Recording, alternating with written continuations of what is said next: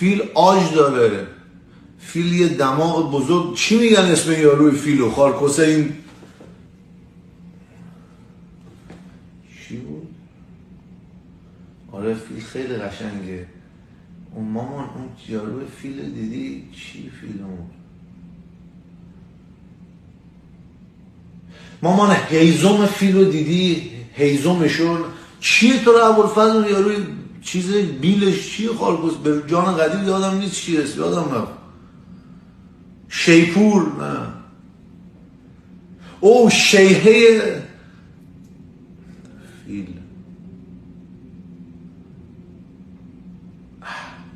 این همه سخنرانی خارکوسه میکنید. فیل آج داره و کله داره و نوک. چی اون یاروی فیل دماغ فیل چی بهش میگن؟